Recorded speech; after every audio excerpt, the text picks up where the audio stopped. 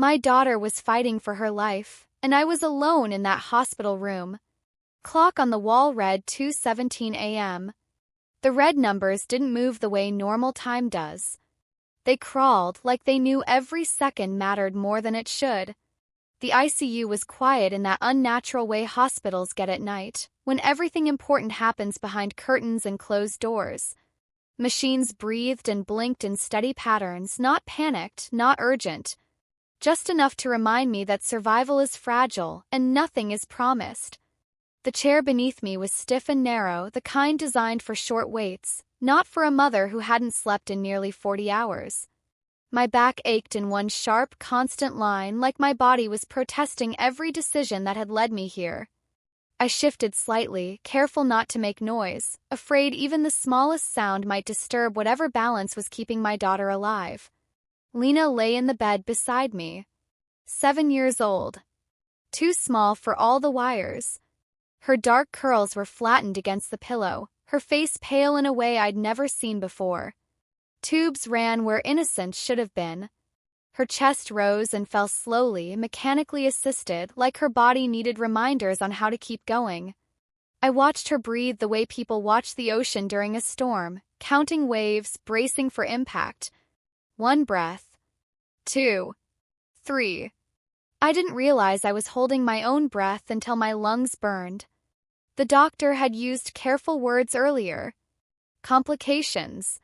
Unexpected reaction. We're doing everything we can. He never said the sentence I heard anyway. This could go either way. The room smelled like antiseptic and something metallic underneath it.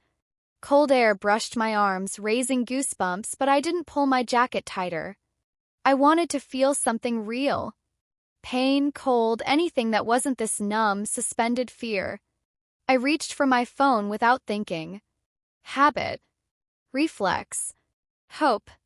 The top of my screen sat my family group chat. 6 names. 0 messages. I stared at it, thumb hovering, willing it to change. Willing a "how is she?" Or a "do you need me there?" Or even a useless heart emoji. Anything that said I wasn't the only one awake in the world while my child fought for every breath. Nothing. I told myself it was late. I told myself people had work, lives, responsibilities. I told myself not everyone knew how to handle hospitals. I told myself a lot of things to keep from admitting the truth. Truth was quieter than anger. Truth was lonelier. A nurse slipped in, her shoes silent against the floor. She checked Lena's vitals, adjusted a line, then glanced at me with soft eyes that had seen too many nights like this. "You should try to rest," she whispered. I nodded even though we both knew I wouldn't. Rest felt dangerous. Like if I let go for even a second, something irreversible would happen while my eyes were closed. When she left, the room felt bigger. Emptier. My phone buzzed. My heart jumped so hard it hurt. One new message. Not from my parents. Not from my sister. Not from anyone asking about Lena. It was from my cousin Maya. "Hey. I heard Lena's in the hospital. That's scary. By the way, did you see Mom said you might help cover Grandpa's birthday dinner since you're doing well now?" I read it twice. Then a third time. My daughter lay unconscious 6 feet away, her body fighting something I couldn't see, couldn't control, and this was what reached me in the middle of the night. Not concern. Not urgency. Logistics. Money. Assumptions. I didn't reply. Instead, I set the phone face down on the small rolling table and leaned forward, resting my forehead against my hands. My shoulders shook once, then went still. I didn't cry. I didn't have energy for tears yet. I just sat there, listening to the machines do what they could, wondering how I had ended up so alone in the moment that mattered most. I thought about all the times I'd shown up without being asked. Babysitting. Loaning money. Driving hours for birthdays I didn't want to attend. I'd always believed family meant presence, even when it was inconvenient. Apparently, that belief was mine alone. Lena shifted slightly, a tiny movement, barely noticeable. My head snapped up instantly, every nerve on fire. Her breathing stayed steady. The monitors didn't change. It meant nothing, and yet it meant everything. I stood and leaned over her, careful not to touch any lines, brushing my fingers gently against her hair. "I'm here," I whispered, my voice breaking despite my best effort. "I'm not going anywhere." And in that quiet, sterile room with no family footsteps in the hallway and no messages lighting up my phone, I realized something I hadn't allowed myself to think yet. If she made it through this, I would never let her feel this kind of alone, even if it meant facing how alone I truly was. The machine beside her bed beeped again, steady, restrained, reminding me that the night wasn't over. Neither was the fight. Morning came without relief. The sky outside the narrow hospital window shifted from black to a washed-out gray, like the world was waking up reluctantly, unsure if it should bother. I hadn't moved much. My neck was stiff, my eyes burned, and my mouth tasted like stale coffee and fear. At some point, I must have dozed off sitting upright because I woke with a violent start, heart racing, convinced I'd missed something critical. I hadn't. Lena was still there. Still breathing. Still fragile. A doctor I hadn't met yet came in with a tablet tucked under his arm. He spoke in measured tones, explaining numbers and trends and plans for the next 12 hours. I nodded, absorbing only what mattered. No worse, not better yet. Limbo. The most exhausting place a person can exist. When he left, I checked my phone again. Still nothing. No calls. No messages. No one asking if I'd eaten, slept, or needed a break. I scrolled back through the group chat history, past birthday plans and old jokes and photos of meals and vacations. It was all so normal. Too normal. Like this emergency didn't deserve to interrupt anyone's routine. Around noon, hunger finally broke through the adrenaline. I realized I hadn't eaten since the night Lena collapsed at home. I didn't want to leave her, even for 10 minutes, but a nurse gently insisted. I walked to the vending machines down the hall, my legs heavy like gravity had doubled overnight. The hallway was full of quiet tragedies. A man asleep against the wall with his arms crossed. A woman pacing with a phone pressed to her ear, whispering urgently. Somewhere, someone cried behind a closed door. I bought crackers I didn't want and a bottle of water I barely touched. When I returned, Lena was asleep, unchanged. Relief and fear tangled in my chest. That was when my phone rang. Mom. For a split second, hope surged so fast it made me dizzy. I answered immediately. Hello. Her voice was distracted, rushed. Oh good, you picked up. Listen, I can't talk long. I just wanted to ask, did you send the payment for the utility bill yet? It's due today. I didn't respond right away. I waited, thinking maybe she'd add something. Question. Concern. Anything. She didn't. Mom, I said finally, my voice low. Lena is in the ICU. I know, she said quickly. Your sister mentioned something. That's awful, sweetheart. But about the bill, something inside me cracked. Not loudly. Not in a way anyone could see. It was the quiet kind of break that changes how you hear everything after. I'll call you back, I said, and hung up before she could reply. My hands were shaking. I sat back down in the chair, staring at my daughter, trying to anchor myself to something real. Lena's chest rose and fell. Machines beeped. The world continued its indifferent rhythm. By late afternoon, messages started trickling in. Not support. Logistics. An aunt asking if I could still contribute to a group gift. Cousin checking if I'd be attending a family dinner next weekend. My sister texting, hope she's okay. By the way, can you watch the kids Friday? I didn't answer any of them. Instead, I opened my banking app. I hadn't planned to. It just happened. Rolling through the list felt surreal. Payments I barely remembered authorizing. Automatic transfers. Emergency covers. I'd become the quiet safety net for people who didn't even realize they were falling. Some point, I'd confused being needed with being loved. The realization sat heavy in my chest. That night, Lena's fever spiked again. Alarms rang, sharp this time, and nurses rushed in. I pressed myself against the wall, heart pounding, useless and terrified. Orders were shouted. Medications adjusted. The room filled with urgency. I whispered her name over and over like a prayer.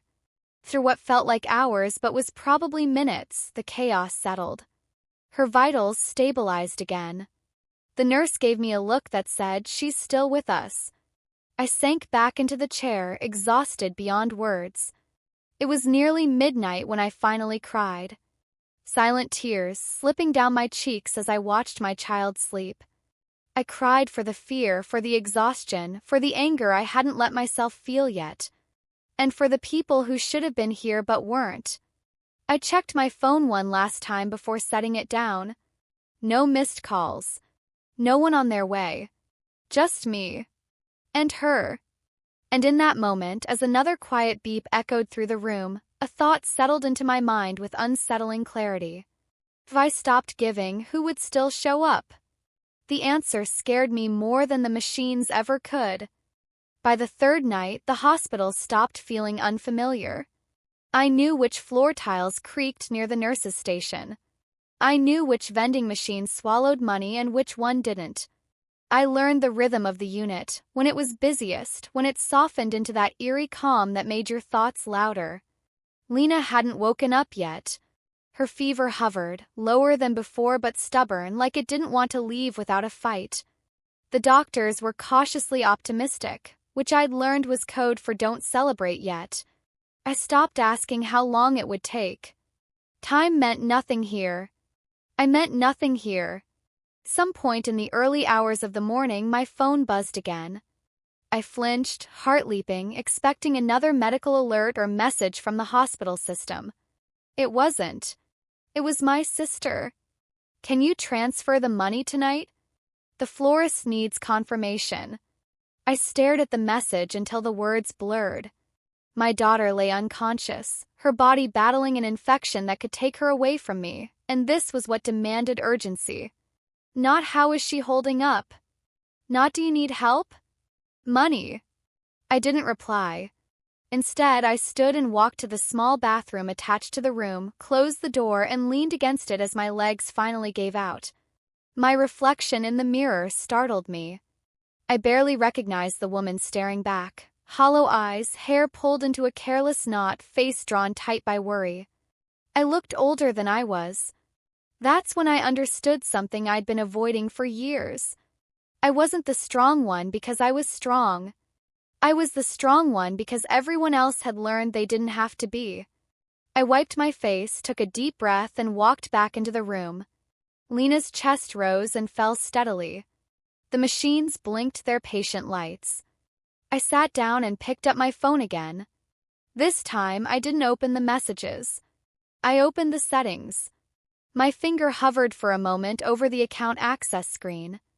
I thought about every holiday I'd paid for, every emergency I'd solved, every time I'd stepped in so no one else had to feel uncomfortable. Then I thought about Lena, about how small her hand felt when I held it, about how she trusted me completely, without conditions, without expectations, about the promise I'd whispered to her in the middle of the night. I tapped. Remove access. Confirm. Then again. And again. Tap was quiet. No fireworks. No dramatic release. Just a steady, irreversible decision. By the time I finished, my hands were trembling, not from fear but from something that felt like clarity. A nurse came in shortly after, checking Lena's vitals. I pretended to be asleep, eyes closed, breathing slow. I didn't want to explain anything. I didn't want to answer questions. I needed this moment to stay untouched. When morning came, sunlight poured into the room, too bright, too cheerful for what it cost to survive the night. My phone buzzed nonstop. Missed calls. Voicemails. Messages stacking on top of each other. I didn't check them. I muted everything. Lena stirred just after noon. It was subtle, a flutter of lashes, a soft sound in her throat. I was on my feet instantly, heart pounding. A nurse hurried in, smiling. "She's waking up," she said gently. Lena's eyes opened halfway, unfocused, confused. "Mom," she whispered. The sound of my name shattered something inside me. I nodded, tears spilling freely now. "I'm here," I said. "I'm right here." She drifted back to sleep minutes later, exhausted by even that small effort, but it didn't matter.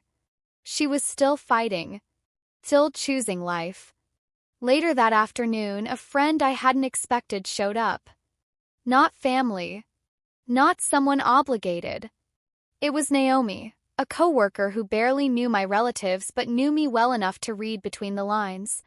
She brought clean clothes, a charger, and food that didn't come from a machine. She didn't ask questions. She didn't demand updates. She just sat with Lena while I showered for the first time in days. When I came back, hair damp, hands steady again, something had shifted. The room didn't feel as heavy. Not because things were easy, they weren't, but because I finally understood who was actually here with me. That evening, the doctor returned with news that made my knees weak with relief. Lena was responding to treatment. Slowly. Carefully. But she was moving in the right direction. I thanked him, nodded, smiled. Then I sat back down and stared at my phone, still buzzing, still demanding. For the first time, I didn't feel guilty ignoring it. I felt protective. Of my child. Of myself. And as the steady beeping continued, I knew something irreversible had happened, not just with my family but with me. I wasn't the one holding everything together anymore. I was choosing what deserved to stay. Lena stayed in the hospital for 5 more days. The walls never changed. The lighting was always too bright, like it refused to respect grief or exhaustion. Time moved in strange loops, slow when I needed it to hurry, fast when I wished it would pause. But something inside the room did change. Her color returned little by little. The grayish tone in her cheeks softened into something closer to pink. She started responding when nurses spoke to her, nodding faintly, squeezing fingers with what little strength she had. Each small sign of improvement felt like a miracle I was afraid to believe in too fully. I didn't tell my family. Not out of spite. Out of instinct. I learned the names of every nurse on that shift. I learned which one liked to hum while adjusting IVs and which one explained every step like she was talking to someone who needed reassurance as much as medicine. They became familiar, grounding. They didn't share my blood, but they shared the burden of keeping my child alive. My phone, on the other hand, felt like a threat. Every time I checked it, there were more messages. More missed calls. Angrier this time. Confused. Demanding. I skimmed just enough to understand the tone had shifted from concern to offended. How dare I make things inconvenient? On the 3rd afternoon, while Lena slept peacefully, a notification popped up from a payment app. My sister had sent a request. No explanation. Just a dollar amount and a deadline. I stared at it for a long time. Then I closed the app. That was the moment the numbness settled in. The pain had burned itself out, leaving behind something colder but clearer. I didn't feel angry anymore. I felt done. Later that evening, someone knocked softly on the hospital room door. I looked up, surprised. It was Mrs. Patel, Lena's 3rd-grade teacher. She stood awkwardly in the doorway, holding a small bag of get-well cards made by her classmates. She'd heard through the school grapevine and driven over after work. "I hope this is okay," she said hesitantly. I couldn't speak. I just nodded, throat tight. She didn't stay long. She didn't pry. She told Lena the class missed her, that her seat was waiting, and that she'd saved her favorite markers. Lena smiled, a real smile, the kind I hadn't seen since before everything went wrong. After she left, I sat beside the bed and cried quietly, overwhelmed by the kindness of someone who didn't owe us anything. The next morning, the doctor came in with a smile that felt earned. "If tonight goes well," he said, "we can talk about discharge plans." I exhaled for what felt like the first time in weeks. I didn't call my parents. I didn't text my siblings. I let the moment belong to just us. When Lena was finally cleared to go home, I packed her things slowly. Her stuffed rabbit, her worn blanket, cards taped carefully to the wall. There were no flowers from family, no balloons, no dramatic reunions. Just quiet. We left through the side entrance. I carried Lena because she was still weak, her head resting against my shoulder, trusting me completely. I didn't want anyone waiting in the lobby. I didn't want explanations. At home, I tucked her into bed and sat beside her until she fell asleep again. The house felt foreign, like it had been holding its breath while we were gone. An hour later, there was a knock at the door. I froze. I checked the security camera on my phone. It was my mother. And behind her, my sister. I didn't open the door. They rang the bell again. Then knocked harder. My phone buzzed immediately. A message from my mother: "We know you're home. We need to talk." Need. Not "Are you okay?" Not "How's Lena?" I typed one word. No. Then I turned my phone off. They stood there for a few more minutes before leaving. I watched from the hallway, heart pounding, as their car pulled away. I didn't feel victorious. I felt protective. That night, after Lena fell asleep, I sat on the edge of my bed and let the silence wrap around me. For the first time since the hospital, the quiet didn't feel threatening. Felt earned. And in that stillness, I understood something that hurt more than the betrayal itself. Family isn't proven in emergencies by who shows up once things are safe. It's proven by who sits with you when there's nothing to do but wait. Lena came home quieter than before. Not weak, the doctor said her body would regain strength with time, but thoughtful in a way that didn't match her age. She moved carefully, like the world had taught her something it shouldn't have yet. She slept with her door open now. She flinched when the house creaked. Night, I caught her checking her own breathing, just like I had done in the hospital. I told myself it would pass. The first day back at school was a half day. I walked her to the door, crouched to her level, smoothed her hair. She hugged me tighter than usual before letting go. "I'll be right here when you're done," I said.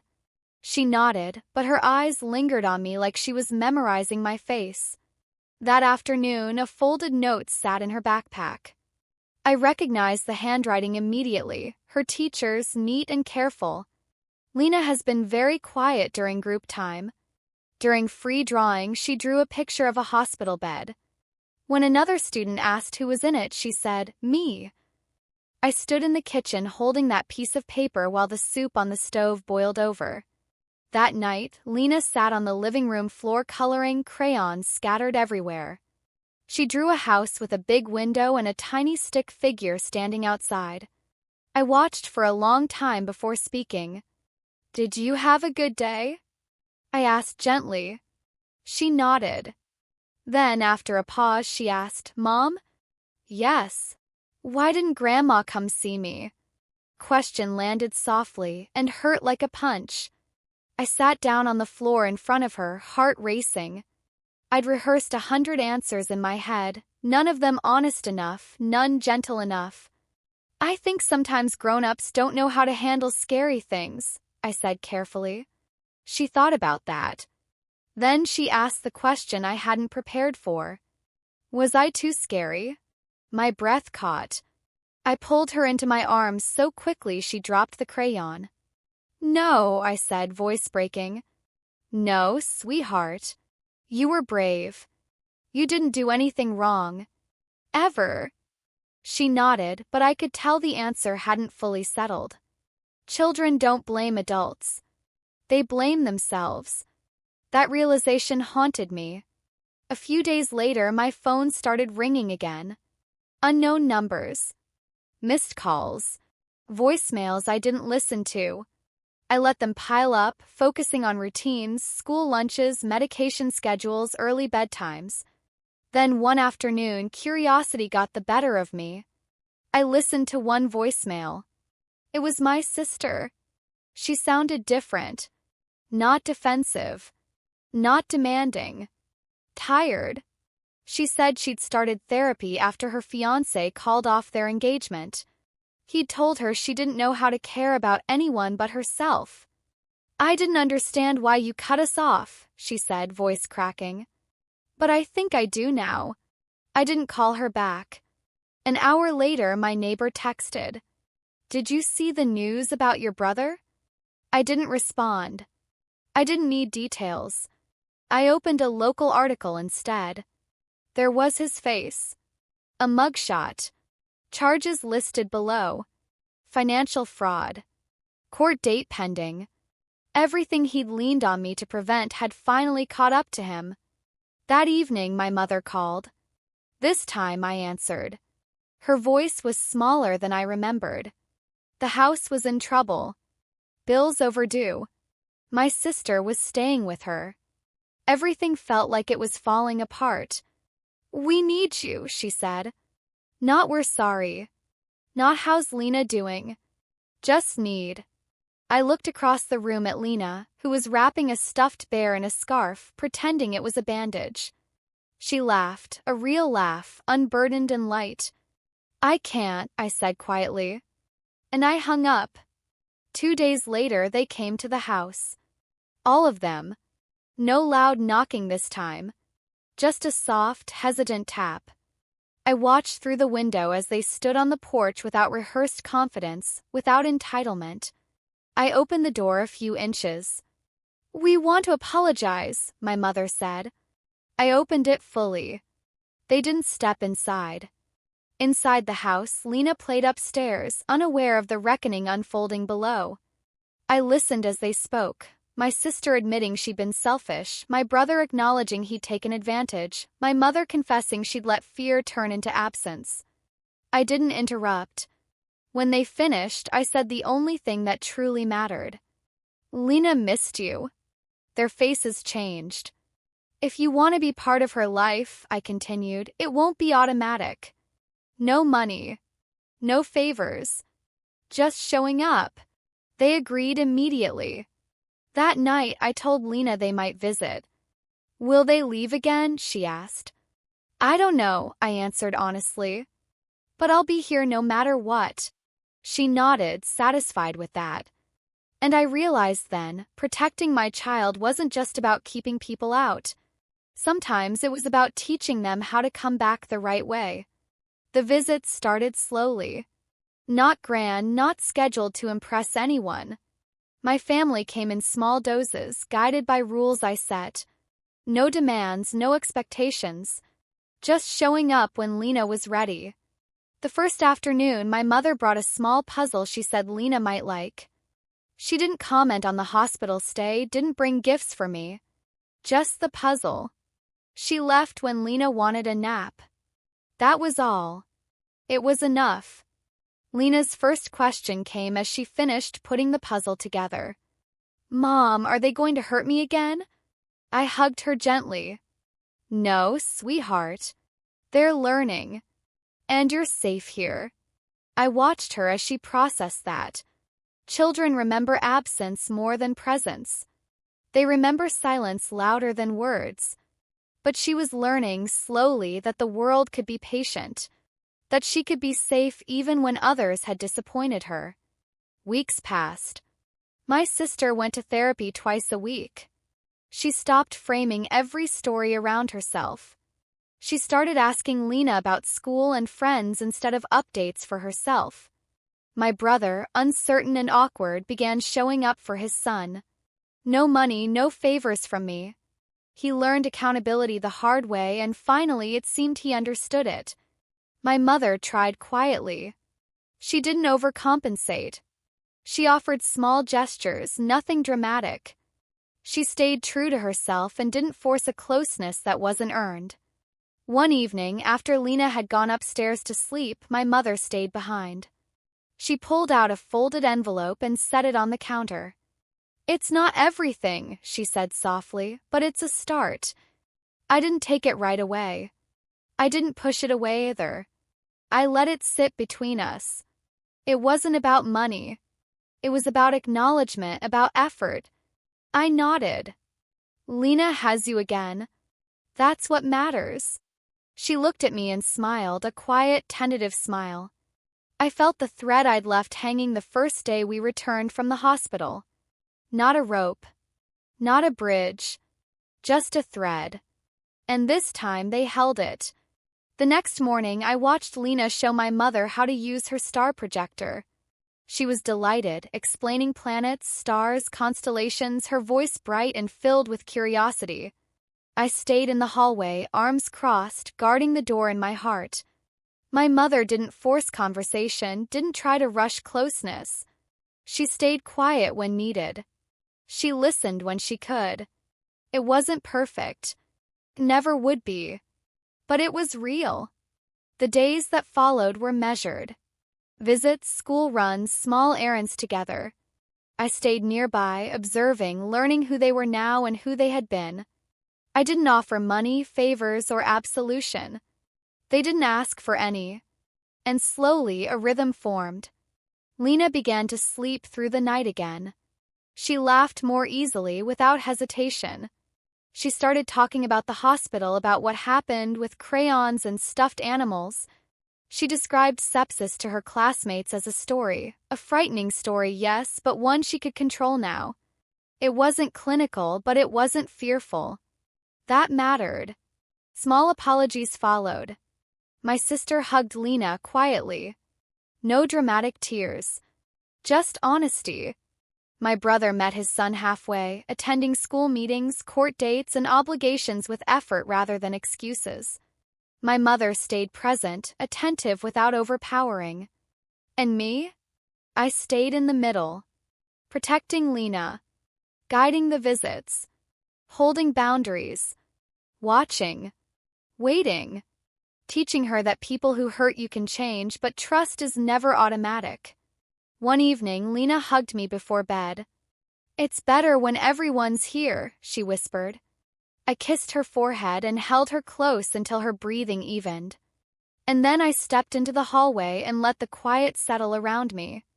I thought about the nights I spent in that vinyl chair, listening to machines beep and wondering if my child would survive.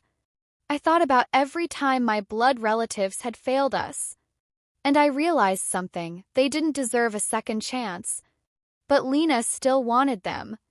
And sometimes protecting her meant allowing a thread to exist, no matter how fragile. I didn't forgive them completely. I didn't forget. But I remembered what they were doing now. And that was enough. That night, as the house finally felt at peace, I sat alone in the living room and exhaled. For the first time in weeks, I let myself rest. Not because everything was fixed, it wasn't, but because life had shifted.